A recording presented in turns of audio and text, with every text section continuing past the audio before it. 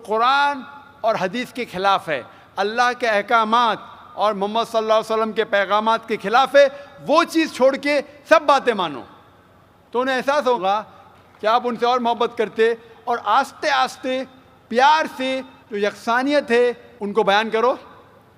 वक्त हो सकता है आपको कुछ दिन लगे, कुछ हफ्ते लगे, कुछ साल लगे। आपका काम है जिक्र करना, जैसा मेरा काम है जिक्र करना। हिदायत देता अल्लाह सुब्हानहू व तआला, हिदायत तो अल्लाह देता है, हम सिर्फ जिक्र करते। इसी तरीके से आप दावत दीजिए आपके घर वालों को और बाद में अल्लाह पे छोड़िए। Hope the answers the question.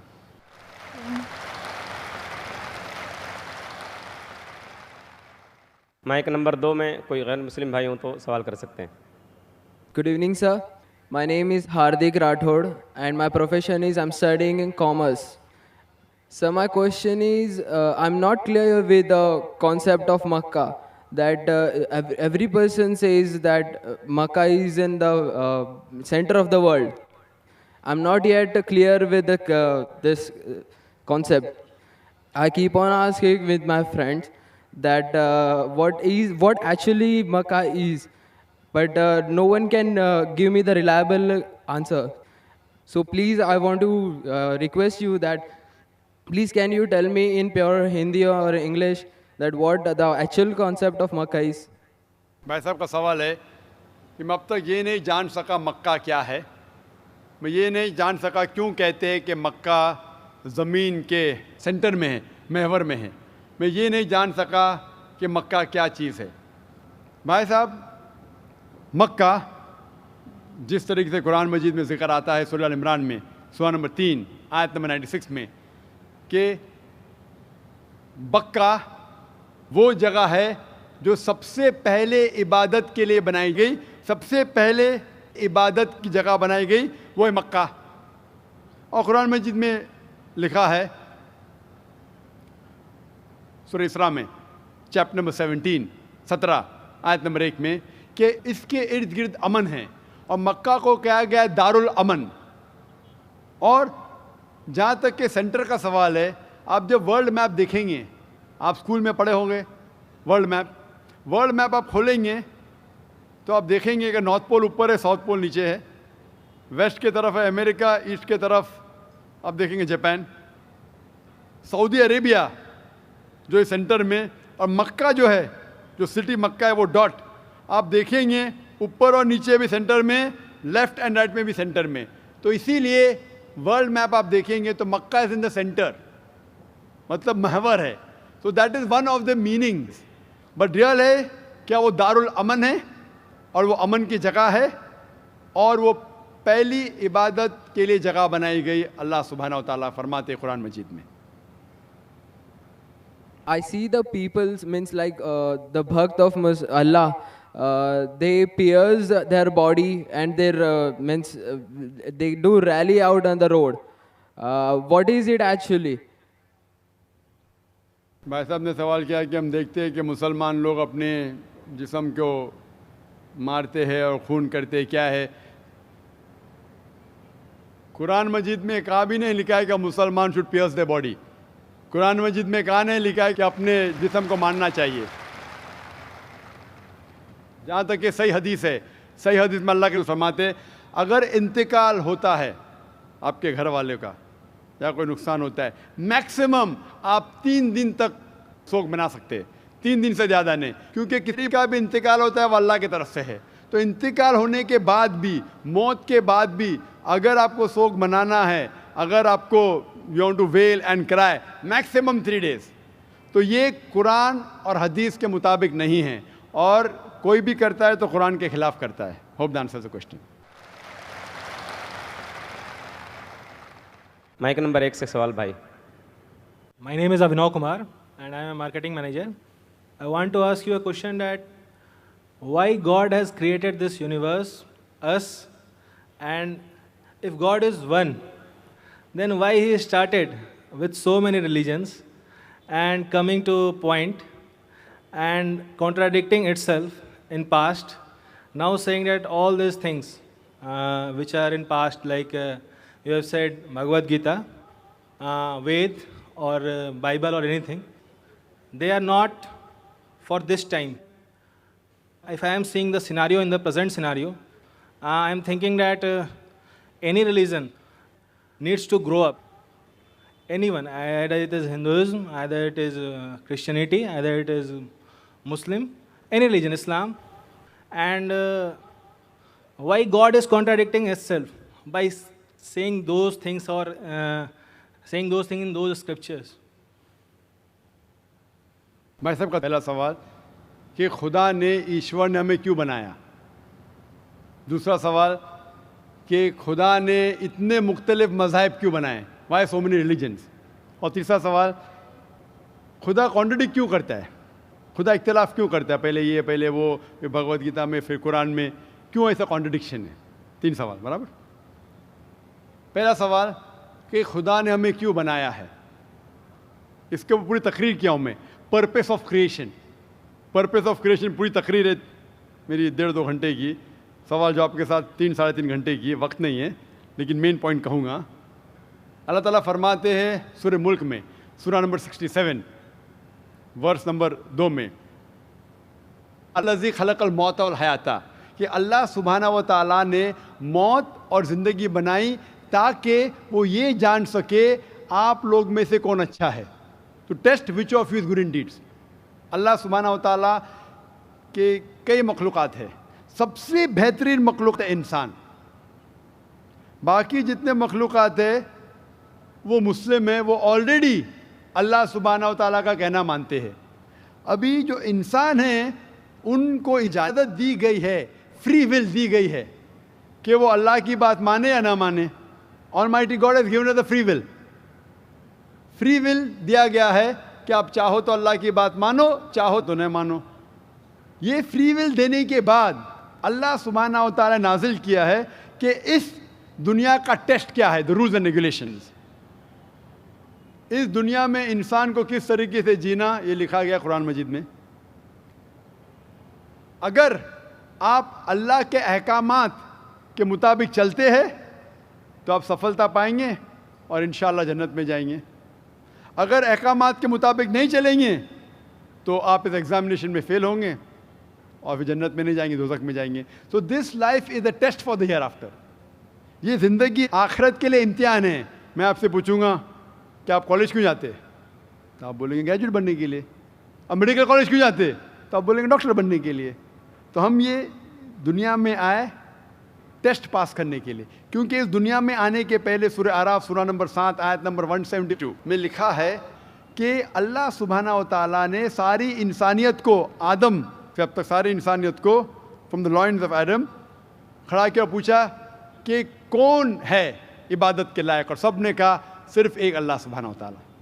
फिर अल्लाह ताला ने पूछा कि कौन ये टेस्ट करना चाहता है, तो इंसान हम बेवकूफ़ थे जो ये टेस्ट करने के लिए आए, क्योंकि बाकी लोग जो पत्थर, पहाड़, जानवर, ये सब मुस्लिम हैं, पर उनके पास चॉइस नहीं है।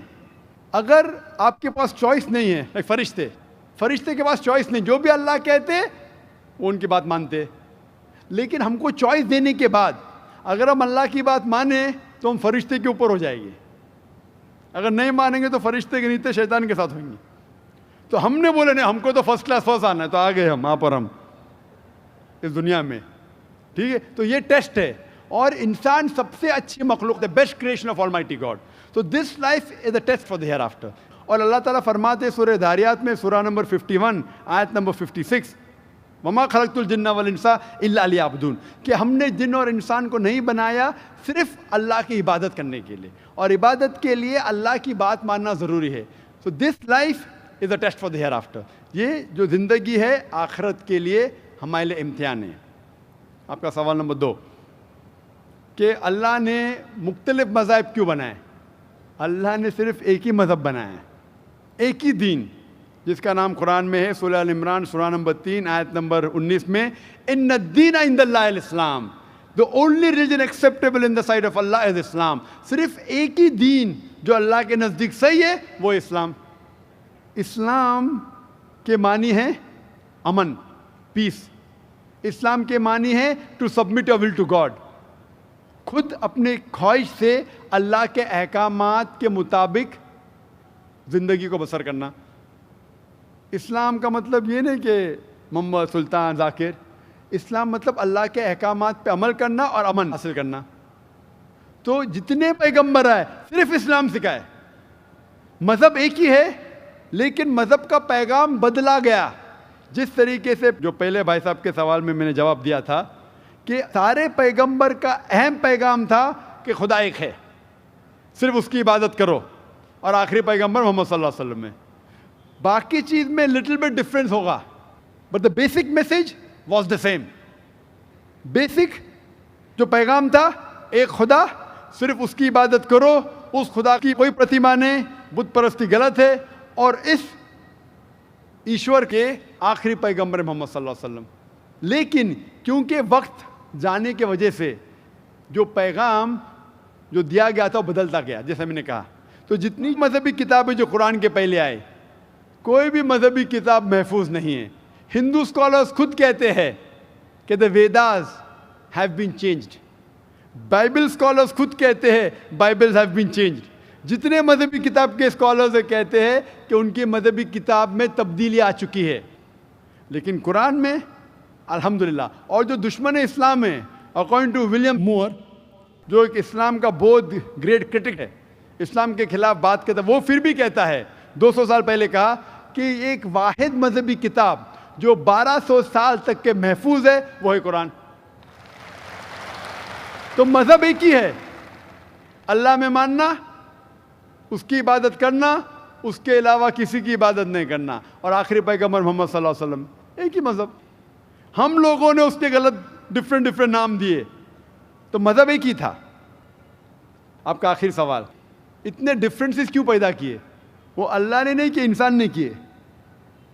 खुदा का सब मैसेज यकसा था, हम इंसानों ने उसे तब्दील किया, जैसा मैंने कहा ना, काई के लिए, फायदे के लिए। तो अभी हमें यह देखना है कि असल मजहब क्या है। और मैं आमतौर पे कहता हूं, जो मैं राय देता हूं, मैं सिर्फ एक तरफा राय नहीं देता हूं, कहते सिर्फ कुरान में मानो। मैं क्या कहता हूं, आप कम से कम एक बात पे मानो कि एक किताब 100% खुदा की है, ठीक है? ये मानने में किसी को गिला शिकवा नहीं होगा। हिंदू कहेगा वेद खुदा की किताब है, ईसाई कहेगा बाइबल खुदा की किताब है, मुसलमान कहेंगे कुरान खुदा की किताब है। फिर मैं ये कहता हूं कि जो सारी मजहबी किताबों में यकसानियत है, हम कम से कम उसके ऊपर अमल करें। जो इख्तिलाफ है उसे कल डिस्कस करेंगे, सही बात। जो यकसानियत है, फिर आप कह सकते हैं ये तो वेद और कुरान में है, क्रिश्चियन कहेगा ये बाइबल और कुरान में, मुस्लिम कहेगा कुरान और बाइबल में, कुरान और वेद में। तो ये बात तो 100% खुदा की है। आप इस बात को तस्लीम करते हैं क्या नहीं? जो चीज़ कॉमन है बाइबल, वेद, कुरान में, वो 100% अल्लाह का कलाम होना चाहिए। बाकी है क्या नहीं, बात पर डिस्कस करेंगे। तो सारी मजहबी किताबों में लिखा है कि मोहम्मद सल्लल्लाहु अलैहि वसल्लम आखिरी पैगंबर, इख्तिलाफ की बात नहीं है। सारी मजहबी किताबों में लिखा है कि खुदा ईश्वर एक है, कोई इख्तिलाफ की बात नहीं। ना उसकी कोई प्रतिमा है, ना कोई बुत है, उसकी इबादत करना चाहिए। बाकी चीज छोड़ो, कम से कम इस पे तो अमल करो। इस तरीके से मैंने तकरीर की, हिंदू मजहब और इस्लाम में यकसानियत, ईसाई मजहब और इस्लाम में यकसानियत, और साबित किया कि बाइबल में लिखा है शराब हराम है, वेद में लिखा है शराब हराम है, कुरान में लिखा है शराब हराम है, तो शराब मत पियो। हिंदू मजहबी किताब में लिखा है कि औरतों को हिजाब करना चाहिए, बाइबल में लिखा औरतों को हिजाब करना चाहिए, कुरान में लिखा औरतों को हिजाब करना चाहिए, क्यों नहीं हिजाब करते औरत? इस तरीके से आप हिंदू मजहब किताब पढ़ेंगे, लिखे है सूअर का गोश्त खाना हराम है, Vishnu Sutra chapter number 5 verse number 49 में। बाइबल में लिखा है book of Leviticus chapter number 11 verse number 7 and 8, book of Deuteronomy chapter number 14 verse number 8, book of Isaiah chapter number 65 verse number 2-5 कि सूअर का गोश्त खाना हराम है। कुरान का तो जिक्र कर चुका है, 4 जगह लिखा है हम सूअर का गोश्त नहीं खाते, बाकी लोग खाते ईसाई। इस तरीके से मैं कहता हूँ कम से कम यकसानियत पे तो अमल करो, इख्तिलाफी बातें बाद में करेंगे। इख्तिलाफ इंसान ने पैदा किया, इख्तिलाफ पैदा करने के बावजूद फिर भी अल्हम्दुलिल्लाह जितनी भी मजहबी किताबें बदली गई है उसके बावजूद जो अहम अहकामात अब भी मौजूद है। इसीलिए मैं आपसे कहता हूँ कि एक खुदा में मानो, ना उसकी कोई प्रतिमा है और ना उसके अलावा किसी की इबादत करो, और आखिरी पैगंबर मोहम्मद सल्लल्लाहु अलैहि वसल्लम में मानो। Hope that answers the question. Thank you. ख़वातीन में अगर कोई गैर मुस्लिम खातून हो तो उनको सवाल करने का मौका दें। नमस्ते, मैं जया बोराड़े, साउथ इंडियन। मैं वीटी में काम करती हूँ, काउंटिंग में। मेरा सवाल ये है, मुस्लिम कास्ट में नबियों को भेजते हैं कि हिंदू, मुस्लिम, सिख, ईसाई सब एक है, तो पंडित लोग को भी अल्लाह ताला ने भेजा है कि सब कास्ट एक ही है, तो वो एक भी बार हम लोगों को बोलते नहीं है कि सब एक ही है, वो सिर्फ अपना ही बोलते हैं, ऐसा क्यों? बहन ने सवाल किया है कि मुस्लिम मज़हब में कहते हैं कि हिंदू मुस्लिम सब एक है, लेकिन हमारे पंडित ऐसा नहीं कहते, क्यों? अगर कुरान पढ़ेंगे तो जैसा मैंने कहा कि मज़हब अल्लाह के नज़दीक एक ही है, इस्लाम और कोई नहीं। इस्लाम मतलब अमन हासिल करना, अपनी ख्वाहिशें अल्लाह के अहकामात के मुताबिक। लेकिन कुरान मजीद में लिखा है सूरह हुजुरात में, सूरा नंबर 49, चैप्टर 49, वर्स नंबर 13, या अय्युहन्नासु इन्ना खलकनाकुम मिन ज़करिन व उन्सा व जअलनाकुम शुअबन व क़बाइला लिताअरफू इन्न अक्रमकुम इंदल्लाहि अत्क़ाकुम इन्नल्लाहा अलीमुन खबीर, कि ए इंसानों, हमने तुम्हें बनाया है एक पैर से, एक जोड़े से, आदमी और औरत के जोड़े से, और आपको तकसीम किया है कबाइल में ताकि आप एक दूसरे को पहचान सके, ना कि आप एक दूसरे से नफरत करें। और सबसे बेहतरीन इंसान वो है जो तकवा रखता है। तो सारे मज़हब के लोग एक नहीं है, सारे इंसान एक है। एक इंसान दूसरे इंसान से ऊंचा दौलत के वजह से नहीं है, जिन्स के वजह से नहीं है, उम्र के वजह से नहीं है, पैसे के वजह से नहीं है, लेकिन है तकवा के वजह से। तकवा मतलब पायटी, राइचियसनेस, जिसको अल्लाह सुब्हाना व ताला का ज़्यादा खौफ है, जो अल्लाह से ज़्यादा करीब है, वो इंसान ऊंचा इंसान है। नहीं तो सारे इंसान यकसा है। जहाँ तक कि आपने कहा कि पंडित लोग ये क्यों नहीं कहते कि सारे इंसान सेम हैं, क्योंकि जब आप हिंदू मज़हब की किताब पढ़ेंगे, वेद और बाकी किताब, इसमें लिखा है कि खुदा ने अपने सिर से पैदा किया ब्राह्मण कास्ट को, अपने छाती से पैदा किया क्षत्रिय क्लास को। ब्राह्मण मतलब लर्नेड कास्ट, विद्वान क्लास, क्षत्रिय मतलब वॉरियर कास्ट, सोल्जर्स, और अपने थाई से, अपने जांग से या अपने पेट से पैदा किया वैश्य, बिजनेस क्लास, और अपने फीट से, पैर से पैदा किया शूद्रा। और ये कास्ट सिस्टम जो लिखा है, आप देखेंगे मनुस्मृति में है, वेद में है, ये इसमें मानता नहीं हर हिंदू। क्यों? क्योंकि ये इंसानियत को तकसीम करता है। हमारे इस्लाम में सारे इंसान, चाहे गोरा या काला, अमीर या गरीब, राजा या फ़कीर, अल्लाह के नज़दीक इंसान यकसा है। ऊंचा तब होता है जब तकवा ज़्यादा है तो और अच्छा इंसान है। तो हम मानते हैं कि पैसे से या रंग से या जात पात से इंसान जन्नत में नहीं जा सकता है। इसके बारे में और अगर आप चाहते हैं तो आप मेरी तकरीर सुनो, हिंदू मज़हब और इस्लाम में यकसानियत, और इसके बारे में और डिटेल्स में कहा regarding caste system. Hope the answer the question sister. Mike number 2 से कोई सवाल हो भाई। अस्सलाम वालेकुम जाकिर भाई, I am Joseph Fernandes working in a call centre. मेरा सवाल आपसे ये है कि मुझे कई दोस्त मिले जिनमें से कुछ शिया है और कुछ सुन्नी। जैसे आपने कुछ देर पहले बताया कि जो इंसान मानता है कि अल्लाह एक है और मोहम्मद अलैहिस्सलाम आखिरी पैगंबर हैं, तो मैं मानता हूँ इस बात को। तो अगर मैं ये कहूँ कि मैं मुसलमान हूँ तो ये झूठ नहीं है। लेकिन मुसलमान बनने के बाद एक नमाज़ पढ़ना बहुत ज़रूरी होता है, और कुछ तरीके हैं जो दोनों ही दोस्तों ने मुझे बताए, लेकिन उनके तरीके अलग अलग हैं। तो मुझे ये समझ में नहीं आया कि किसका तरीका मैं अपनाऊं, क्योंकि दोनों ही अपने तरीकों को सही समझ सकें।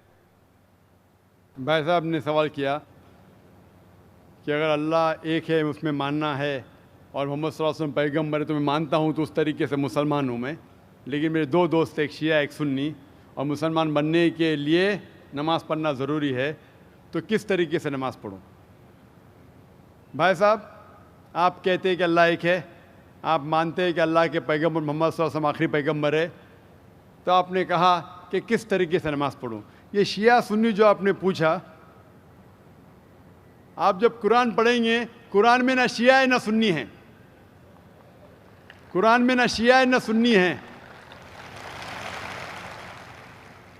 कुरान शरीफ में कहा गया है सूरह इमरान में, सूरह नंबर 3 आयत नंबर 103 में, वा तसीमु बिहब्लिल्लाहि जमिया वला तफरकू, कि आप आपस में इकट्ठा होकर अल्लाह की रस्सी को मजबूती से पकड़ो। अल्लाह की रस्सी है कुरान और सही हदीस। तो आप देखिए कुरान में क्या लिखा है और अल्लाह के रसूल के सही हदीस में क्या लिखा है। तो जो भी आपसे कुछ कहता है, अगर कुरान और सही हदीस के मुताबिक है, आप उसकी बात मानो। जो जाकिर कहता है वो भी कुछ अहम नहीं इस्लाम में, जाकिर इस्लाम में ज़ीरो है। जो जाकिर कहता है वो बात मानना ज़रूरी नहीं, लेकिन जब मैं कुरान का हवाला दिया तो आपको कुरान की बात मानना फ़र्ज़ है। जब मैं सही हदीस का हवाला दिया तो आपको सही हदीस की बात मानना ज़रूरी है। तो इसीलिए कोई भी शख्स कुछ कहता है, अगर इख्तिलाफ है उसमें, तो फिर से रुजू हो जाओ कुरान और हदीस के पास, क्योंकि कुरान में लिखा है सूरह निसा में, सूरह नंबर 4 आयत नंबर 59 में, वर्स नंबर 59 में, अतिउल्लाह वाति रसूल, अल्लाह की इताअत करो, अल्लाह की बात मानो और अल्लाह के रसूल की बात मानो। और वो लोग those who have been charged with authority, जो उलुल अम्र है, वो लोग जो आपके अमीर है।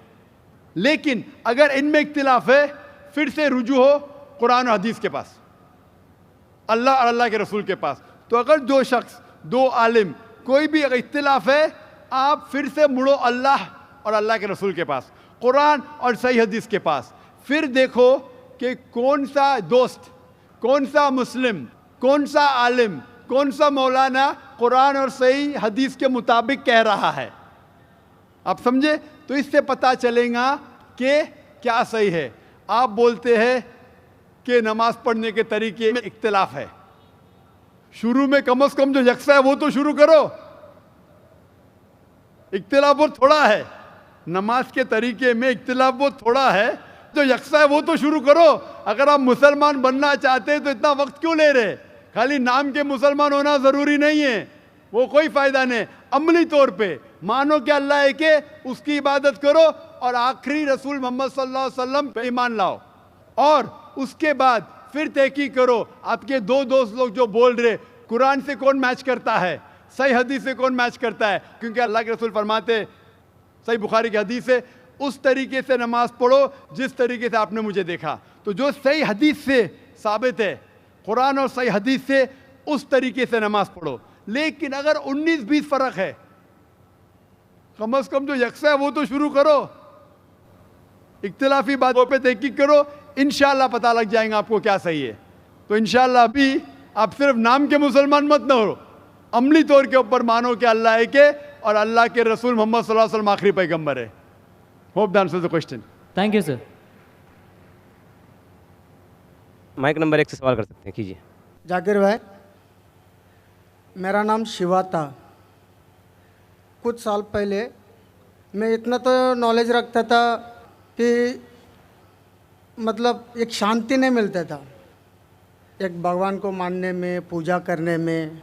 हमारी तमिलनाडु में, मैं एक मद्रासी हूँ, हमारे तमिलनाडु में बोलते बालाजी अमीर भगवान है और कार्तिक गरीब भगवान है।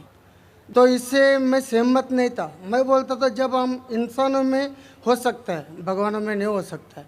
फिर भी मेरा दिल नहीं माना।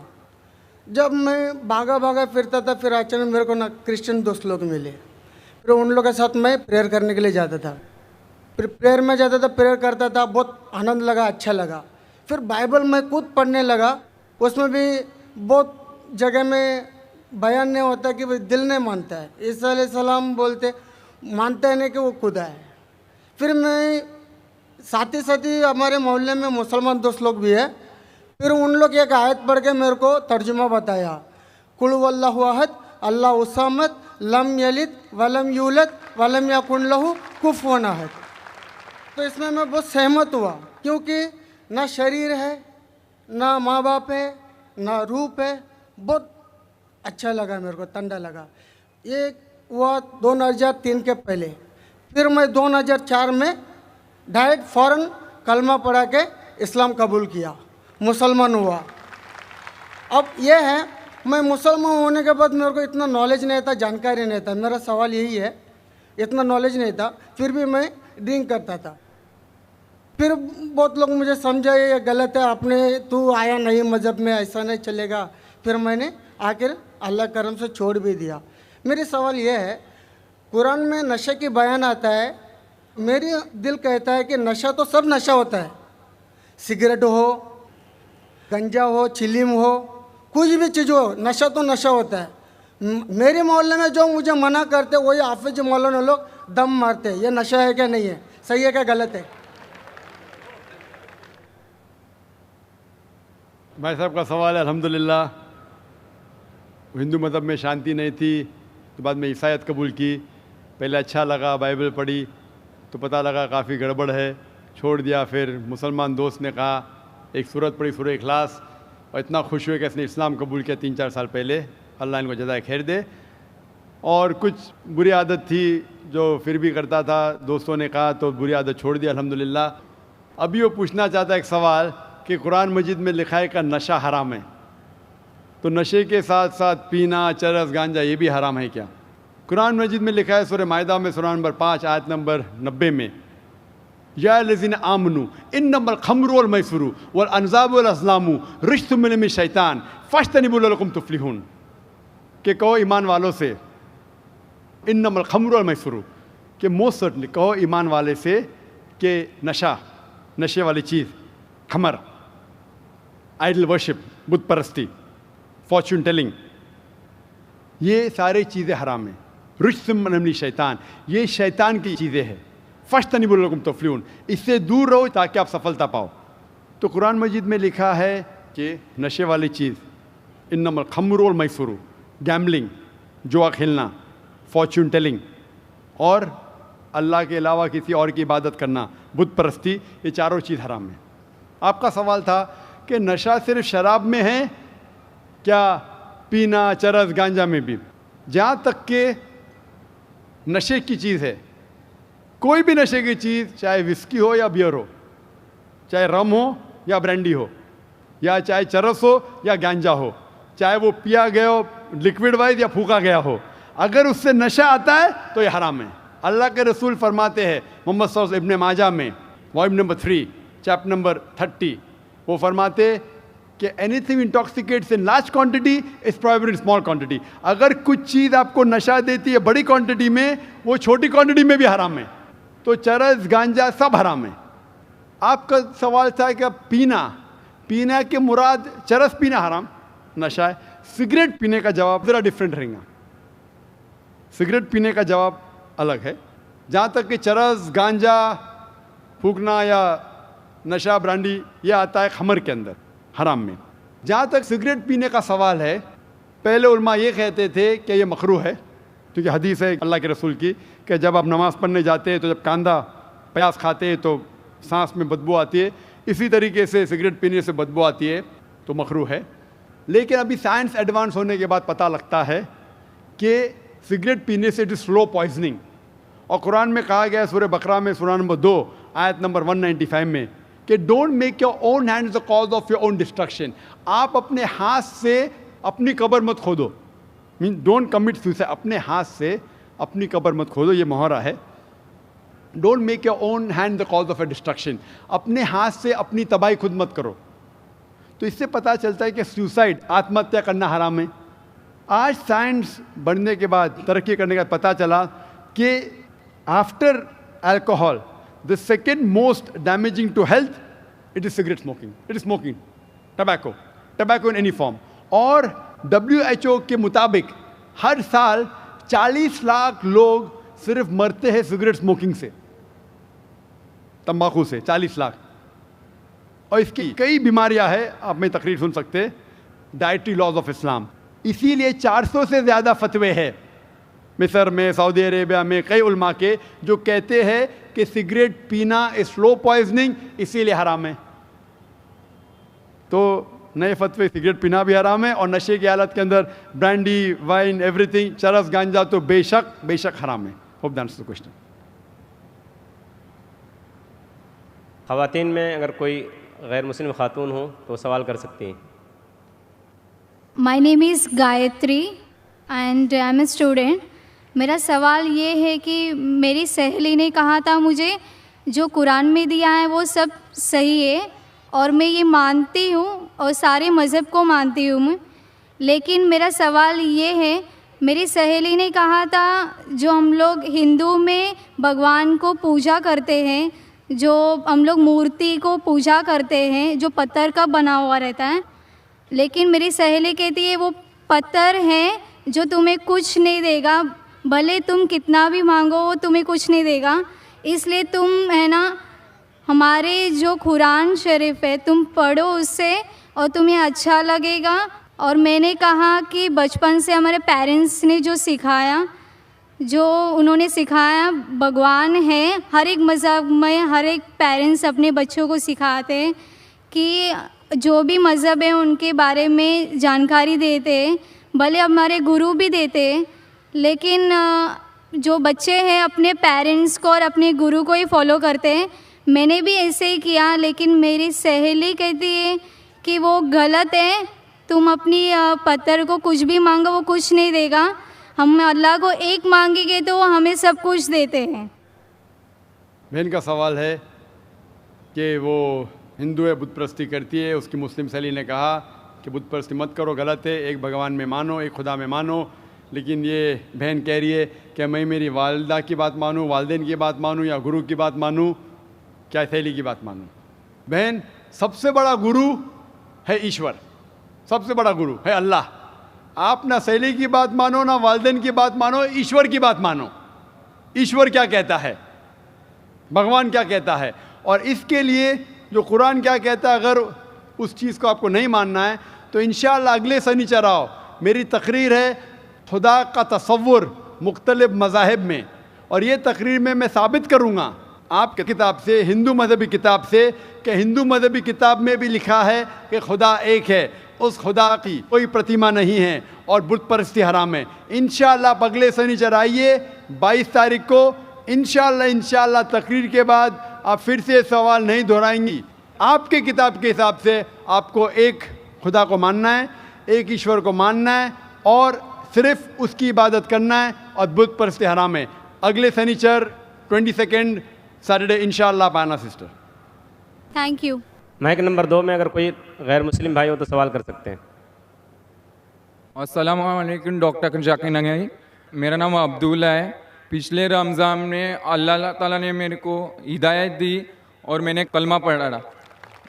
मेरा सवाल है ये है कि इस्लाम में जो कोई आत्महत्या करेगा तो उसको अल्लाह ताला क़यामत के दिन क्या सज़ा देगा? भाई साहब ने पूछा कि जो इंसान आत्महत्या करता है क़यामत में क्या सज़ा। आत्महत्या करना हराम है, और जिस तरीके से वो आत्महत्या करेगा, सही हदीस में आता है, उसी तरीके से उसको सज़ा मिलते जाएंगी क़यामत के अंदर। तो इसलिए आत्महत्या करना हराम है। ये ज़िंदगी अल्लाह सुब्हानहू व तआला ने हमें दी है और हमें जीना चाहिए अल्लाह और अल्लाह के रसूल के अहकामात के हिसाब से। अगर नहीं करेंगे तो आप आखिरत में सफलता नहीं पाएंगे। वाखिर दावाना अल्हम्दुलिल्लाह रब्बिल आलमीन। जज़ाकल्लाह। आप तमाम हज़रात ने संजीदगी का मुज़ाहरा किया और आखिर तक हमारा साथ दिया, प्रोग्राम को कामयाब बनाया। हम आप तमाम हज़रात के शुक्रिया के साथ इस नशिस्त के अख्ताम का ऐलान करते हैं। सुब्हानक अल्लाहुम्मा व बिहम्दिका अशहदु अल्ला इलाहा इल्ला अंता अस्तगफिरुका व अतूबु इलैक।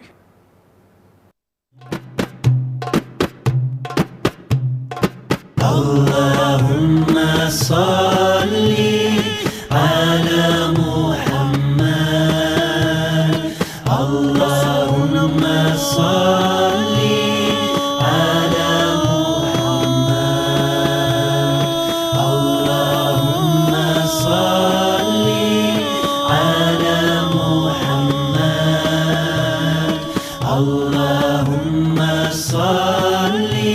على